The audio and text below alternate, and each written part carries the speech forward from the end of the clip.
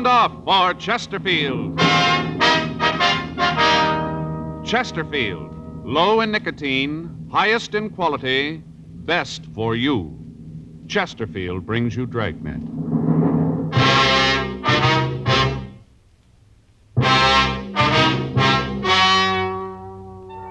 Ladies and gentlemen, the story you're about to hear is true.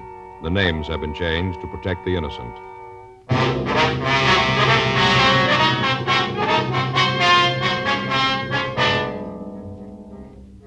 You're a detective sergeant. You're assigned to robbery detail. A hold-up man has robbed the owner of a neighborhood grocery store. The victim has been beaten unmercifully with a sawed-off shotgun. The assailant has escaped into the city without a trace. Your job? Find him. Smokers by the thousands are now changing to Chesterfield, the only cigarette ever to give you 1, proof of low nicotine, highest quality. 2, this proven record with smokers. No adverse effects to the nose, throat, and sinuses from smoking Chesterfield. Chesterfield, regular or king size, low in nicotine, highest in quality, best for you.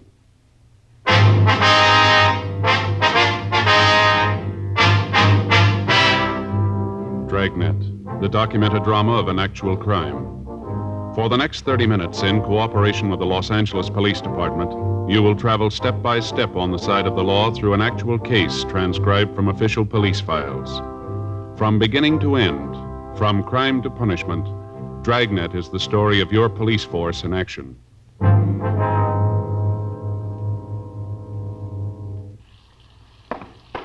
It was Wednesday, February 18th. It was raining in Los Angeles. We were working the day watch out of robbery detail. My partner's Frank Smith. The boss is Chief of Detectives Thad Brown. My name's Friday. The office had called me at 3:46 a.m., and by the time I got dressed and out in front of my apartment, it was 3:59 a.m. Frank was there waiting to pick me up. What's the best way to get there? Down the freeway, I guess, and cut over on the Liso, huh? All right. Who called you, the hospital or the office? The office said that Bailey had regained consciousness. We might be able to talk to him now. The rain's gonna slow us down. Well, I better use the light and siren, Frank. We may not have much time. Huh? The way the skipper put it to me on the phone. Yeah? They still don't know if Bailey's gonna live.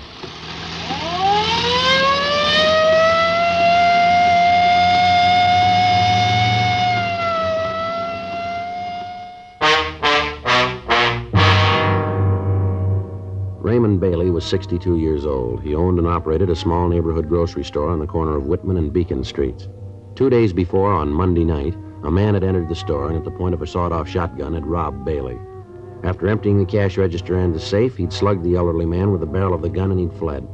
Bailey had been rushed to Georgia Street Receiving Hospital and then transferred to the county hospital for treatment. For the past 2 days, he'd been under a heavy sedative and he'd been in a coma.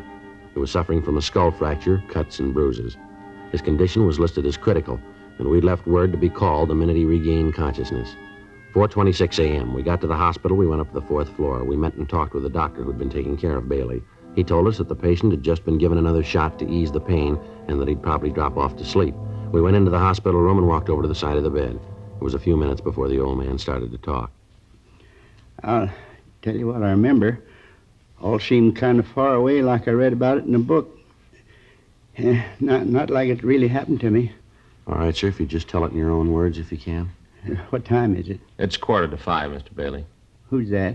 I'm Frank Smith. Oh, you a policeman, too? Yes, sir. Oh, 4:45, huh? That day or night? It's in the morning, sir. Uh-huh. I sure been out. If you'd tell us what happened, sir. How many of you are there in here? With just the two of us. Yeah. Way they got my head all bandaged, can't see. Say, officers. Yes, sir? Doctor said this is Wednesday. Is that true? Yes, sir, that's right. Wednesday the 18th. I can't figure where the time's gone. It can't be Wednesday. Why do you have to agree with him? Why don't you tell me for true? Well, sir, you've been asleep for a couple of days. Really? Yes, sir. Been pretty sick, huh? That's what they tell us. Mm-hmm. Seems like every time I turn around and give me another shot.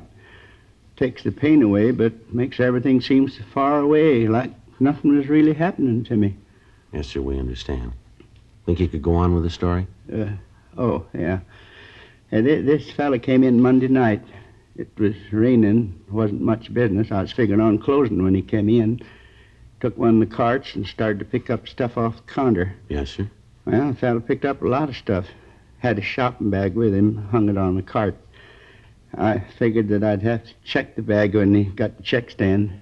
We had a lot of shoplifting lately. I see. Well, after he looked the store over, he came up to the check stand. I checked out the stuff he had. Came to over $5.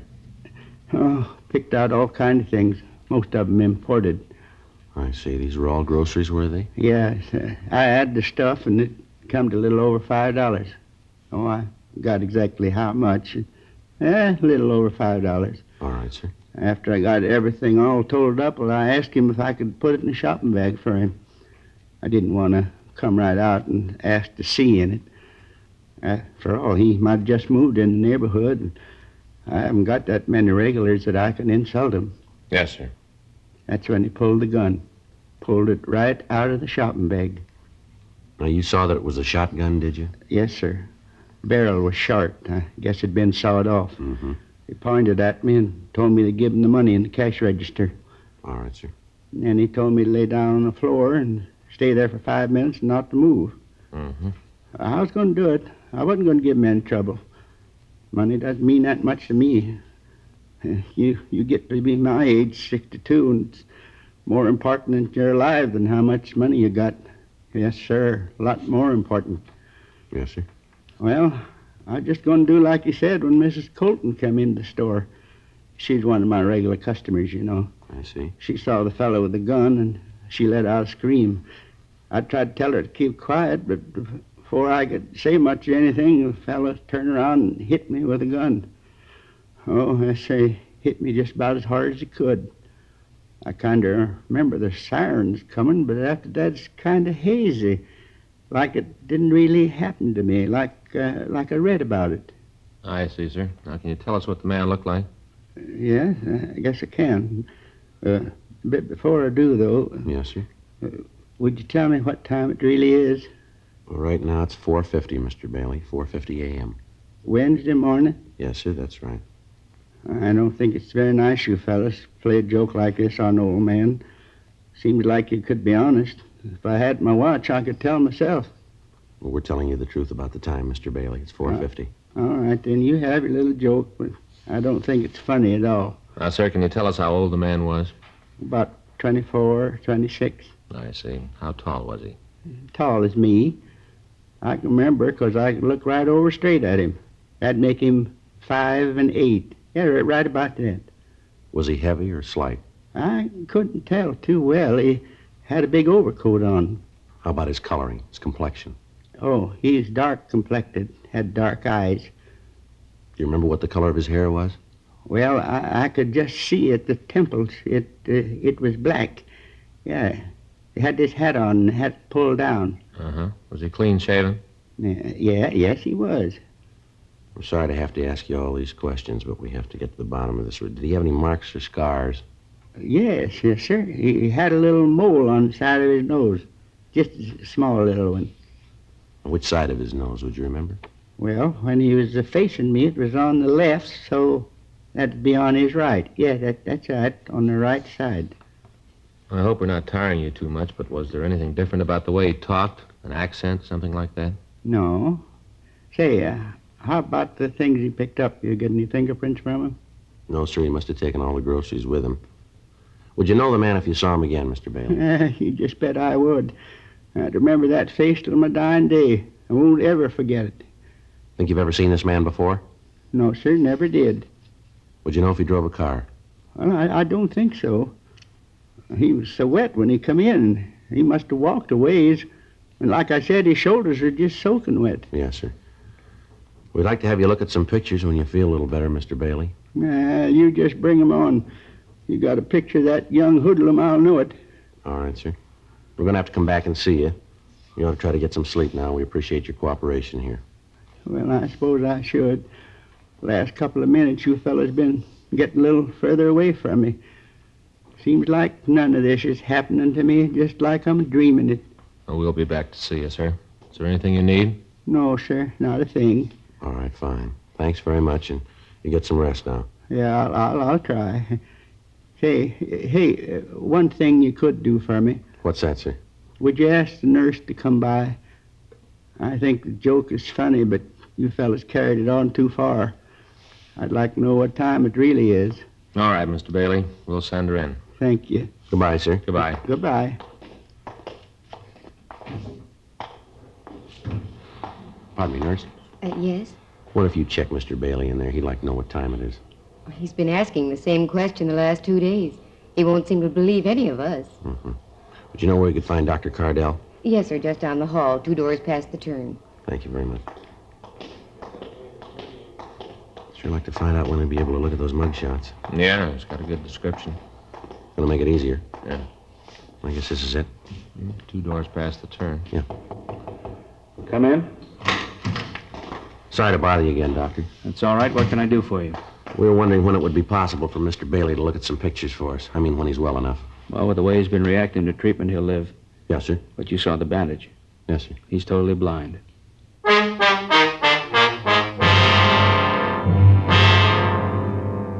5:10 a.m. We got to the city hall. We got out a supplementary broadcast and an APB carrying the description of the suspect.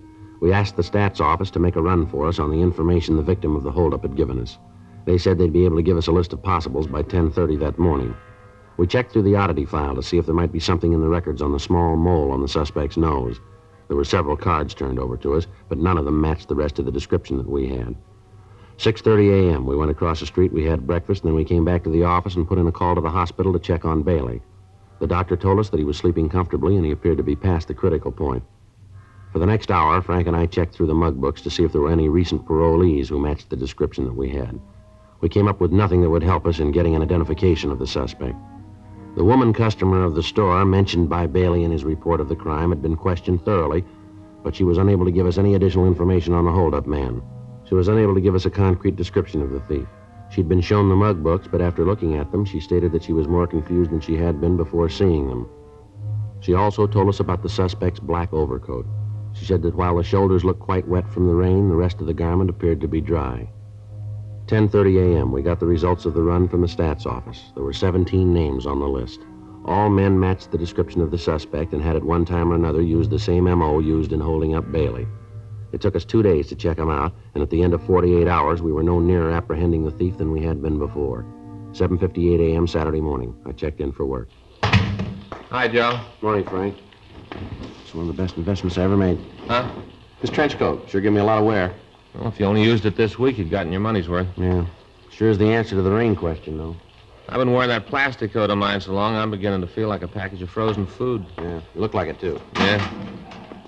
Anything in the book? No. I talked to Stoner this morning, thought for a minute he had something for us. What's that? Well, they picked up a kid down on 7th yesterday. Tried to heist a liquor store. Manager pulled a gun and held him. Stoner answered the call. Thought at first it might be the guy we're looking for. Didn't check out, though, huh? No. Kid just got in town yesterday morning, broke and hungry. You know, I got to thinking about that Bailey thing last night. Yeah? Well, what he said about the suspect's coat. What do you mean? Well, you remember that Bailey said the guy didn't look very wet, just the shoulders on the coat. Well, no, Joe. Bailey didn't say exactly that. He said the shoulders on the coat looked wet, but it was that woman customer we talked to, that Mrs. Colton. She's the one that told us the coat looked dry except the shoulders. Yeah, well, that's the point I'm trying to make. I don't remember who said it. But if just his shoulders were wet, the way the rain was coming down out there, he couldn't have walked far and come in out of it that dry, could he? No. There's no bus or streetcar lines within 6 blocks of Bailey's store. We know he doesn't live close to the store. He had to come in a car. Nobody saw one, though. Yeah. Yeah. Well, it's happened before. I guess it's the same thing you're thinking, huh? Well? Could have took a cab, huh? Maybe. Well, let's run it down. It's better than standing still. There are 22 taxicab companies listed in the phone directory, all serving the downtown Los Angeles area. Each of these companies may have from 6 to several hundred cabs in service at any given time. Each driver might make as many as 6 trips an hour. In wet weather, the cab traffic is almost double that of any normal day. As a result of the number of possibilities, Frank and I spent the next week going through driver's way bills, checking for a cab that dropped off a customer near the corner of Virgil Avenue and Bimini Place at approximately 9:30 p.m. on the date of the robbery. After checking the reports, we came up with one trip that looked good. A driver had picked up a passenger at the corner of Mariposa and Wilshire Boulevard and had dropped him 1 block from Bailey's store, waited for him, and then driven him downtown. We checked with the traffic manager of the cab company, and we found that the driver could be located at a cab stand out on Wilshire Boulevard. Frank and I drove out to see him. We gave him the description of the suspect and asked if he'd ever seen anybody who matched it. Yeah, I remember him. A little guy. I picked him up out on Wilshire. I remember because he wanted out on a corner. And I thought it was funny that he didn't want me to let him out in front of wherever it was he was going. Did you wait for him? Yeah, he gave me a sawbuck and said for me to wait. I dropped the flag and, I guess it was about a half an hour later, he came running back to the cab. Jumped in, told me to take him down to First and Spring. Let him out there. Remember him pretty good now. Had a big shopping bag. I see. Do you know where he went when he got out of your cab out on Bimini? No, I think it was an apartment out there.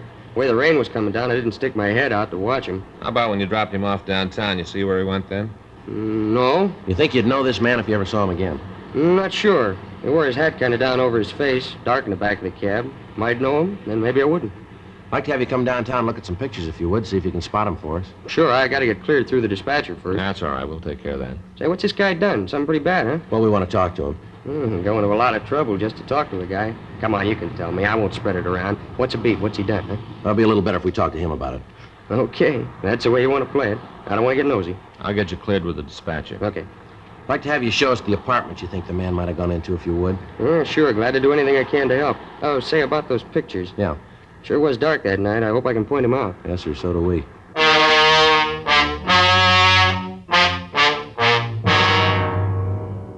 We took the cab driver downtown, and he went through the mug books, but he was unable to come up with an identification. The neighborhoods where he'd picked up the suspect and where he'd dropped him off were checked. None of the people in the vicinity could tell us anything. The usual channels of information were checked, but they yielded no new information. It had been 10 days since the holdup, and we were no nearer to finding the suspect than we'd been the day after the robbery. Another week passed without results. The thief had dropped from sight. We still had no idea where he was. On Tuesday, March 10th, we got the answer. Hot shot, I'll get it.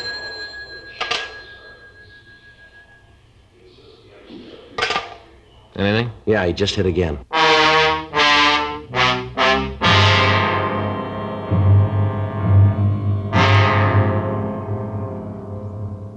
The description in the M.O. the thief had used was the same as he'd employed in holding up Bailey. During the following 3 days, he hit 3 more times. Each time he got away without a trace. From the information we were able to get, it became apparent that he was using taxicabs to get to and from the scene of the holdups. We checked the cab companies and got their full cooperation. They agreed to help us as much as they could, but explained that with the tremendous volume of business that they handled each day, it would be almost impossible to check every passenger that the drivers carried. We got out printed descriptions of the suspect, giving detailed information of the hat and the coat that he wore, the shopping bag that he carried, and the fact that he asked the drivers to wait for him. Another week passed without results. The bandit had stopped operating. Thursday, March 19th, 3 additional teams of men were assigned to the case, and a rolling stakeout was set up in the general area where the holdup man had been working. Additional cars were planted at the cab stands along Wilshire Boulevard and in the vicinity of First and Spring Streets. Another 2 days passed. On Thursday, March 21st, Frank and I were sitting in our car, staked out at the cab stand at the corner of Wilshire and Leeward, 8:46 p.m. That looks like it's going to rain again. Yeah. Those clouds have been moving in all afternoon. Pretty black, aren't they? Yeah. Sure cold, too. Mm-hmm. Attention all units. All units. 9648 Eldon Place, a 211 code 3. All units in the vicinity of 9648 Eldon Place, a 211 code 3. Let's go. Right. Couple blocks over. Yeah. Well, this is 9400. Should be 2 blocks down from here. All right. Better hold it. There's a cab headed this way. You see who's in it? No, he's pulling over to the other side. I'll take a look. Yeah, might be. You want to check it? Yeah. All right, I'll swing around. The cab's taking off. You see it? Yeah, he's up ahead, just turning off on Wilshire. See him? Yeah, I hope we don't lose him. There's only 1 man in the back seat. Get a good look at him when we pass? Not too good, no. Hat pulled down, that's about all. See him? Yeah, there he is up ahead. Yeah, probably pulled a gun on the driver. All right, stick to him now. Yeah. It looks like he's headed for MacArthur Park. Yeah. Turn right. Yeah. There's a cab. Come on, pull up. Come on.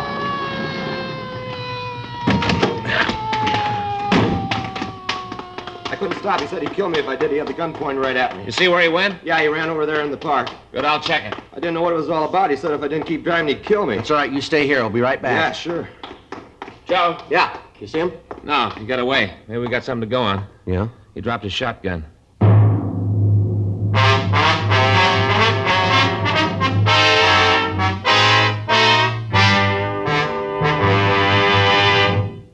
You are listening to Dragnet, the authentic story of your police force in action. Smokers by the thousands are now changing to Chesterfield, the only cigarette ever to give you one, proof of low nicotine, highest quality. Chemical analyses of the country's 6 leading brands confirm that.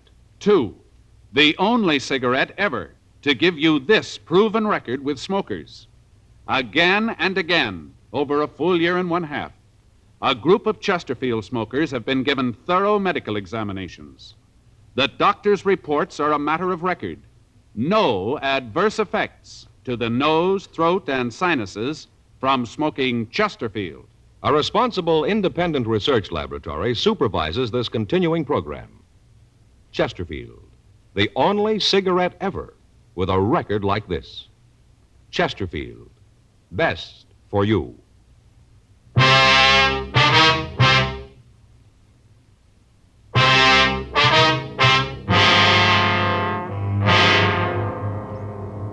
A blockade of MacArthur Park was ordered. The surrounding streets were checked, but apparently the suspect had made good his escape.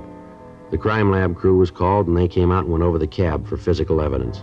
In the back seat of the cab, we found the shopping bag that the thief had carried. It was a plain brown paper bag with heavy cord handles. There was no way of tracing it. In the bottom of the bag, under several cans of food, there was a sales slip with a penciled notation. One of the prices that had been rung up had apparently been wrong, and after the total had been made, a credit to the customer had been deducted. There was no market name on the slip and no address, just the penciled notation. The shotgun and the cans of food were checked for fingerprints, but those that were found were so badly smudged that they were useless. The serial number was checked with gun records, and we found out that the gun had been reported stolen 3 months previously. We went out and talked to the man who'd made the report, but he couldn't help us. Lieutenant Lee Jones made photographs of the serrated edge of the sawed-off barrels, and they were booked as evidence. We checked at the store that had been robbed, but they told us that the sales slip wasn't theirs. Monday, March 23rd, we started out to find the store that had made out the slip. We checked all of the smaller grocery stores in the area where most of the cabs had been picked up. It took us the better part of 3 days. On Wednesday afternoon, we stopped at a small delicatessen at the corner of 3rd and Leeward Streets. The manager there told us that he didn't recognize the slip, but he said that it could have come from their cash register. He asked us to wait while he called his wife. She came over to the store, and we showed her the receipt. Yeah, that's one I made out. The customer bought 4 cans of tomato sauce, and I made a mistake on the register. I overcharged him a penny on each can. He noticed that he made quite a scene. It was pretty embarrassing. I apologized, and I gave him a credit. Do you know the man? Yeah, he comes in quite often, once, twice a week. Does he live in the neighborhood, would you know? No, I can't tell you that. He just comes in, then he leaves. Do you know his name? No, I don't. He drive a car? I've never seen him in a car. He usually walks in, gets what he wants, and then walks out. You ever come in with anybody else? No, he's always alone. And you don't know if he lives around here, huh? Well, I told you no. What's he done? What's this all about? We want to talk to him, ma'am. When do you think he'll be back? Well, let's say this is Thursday. Might be in this evening, maybe tomorrow. What times do you usually come in? Mostly in the late afternoon or early evening. Is there something I can do? Do you have a message I could give him? No, ma'am. We'll give it to him.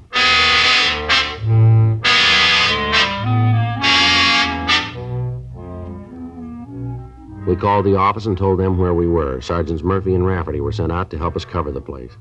They'd stopped by the business office and brought out 2 shotguns for us. Frank and I checked the small store for someplace to stake out. The only place we could find where we could keep the entire store under observation and yet not be seen ourselves was on top of one of the large refrigerators that held frozen foods and dairy products. Murphy and Rafferty took up their positions outside of the store, and we waited. At 5:30, it started to rain again. There was no sign of the suspect. 7 p.m., 8 p.m., still no sign of him, and the rain got heavier. 8:30, 9 p.m. Oh, every time this thing switches on, it feels like the dentist is working on the teeth. Sure not much room up here. Don't shove me off. Yeah, there just isn't one. What's that? Well, there just isn't any way a man can lay on top of an icebox and be comfortable. Yeah. Evening. Yeah. Glad to see you back. Huh? I thought you might be mad about me overcharging you the other day. Looking for anything special tonight? No, just a couple of can things. I can get them. Sure is raining. Yeah. Looks good. Yeah. Let's wait till he comes over this way. You can jump him then, huh? Right.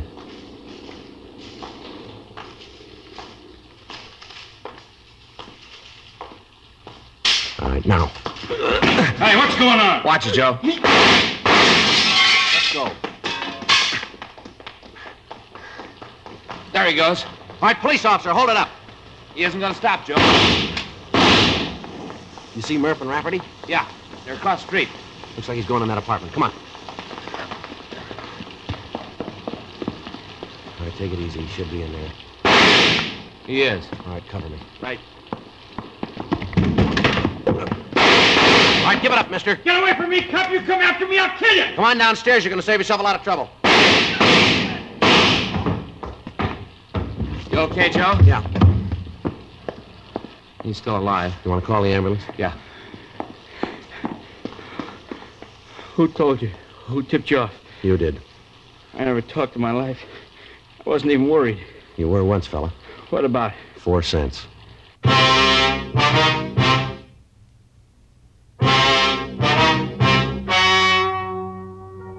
The story you have just heard is true. The names were changed to protect the innocent. On July 16th, trial was held in Department 96, Superior Court of the State of California, in and for the County of Los Angeles. In a moment, the results of that trial. Now, here is our star, Jack Webb. Thank you, George Fenneman. I only need 7 seconds to tell you why you should be smoking Chesterfields. Chesterfield is low in nicotine, highest in quality, best for you. I'd like you to try them. Regular or king size? Chesterfield.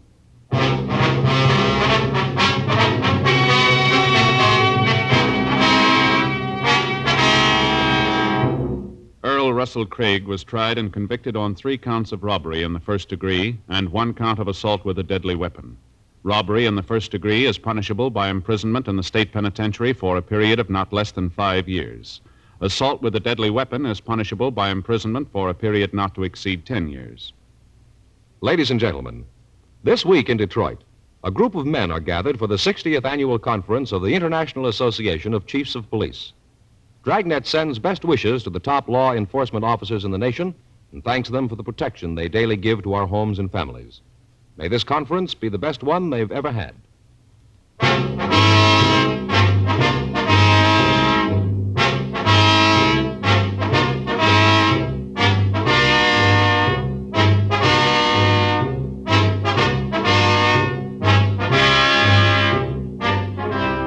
You have just heard Dragnet, a series of authentic cases from official files. Technical advice comes from the Office of Chief of Police W.H. Parker, Los Angeles Police Department. Technical advisors, Captain Jack Donahoe, Sergeant Marty Wynn, Sergeant Vance Brasher. Heard tonight were Ben Alexander, Ralph Moody, Lillian Baeff, Jack Crucian. Script by John Robinson. Music by Walter Schumann. Hal Gibney speaking. Watch an entirely new Dragnet case history each week on your local NBC television station. Please check your newspaper for the day and time. Chesterfield has brought you Dragnet, transcribed from Los Angeles. Have you tried new cork-tipped Fatima? It's the smooth smoke. Here's why. New Fatima tips of perfect cork, king size for longer filtering, and Fatima quality for a much better flavor and aroma. Remember, Fatima has the tip for your lips. Try new Fatima.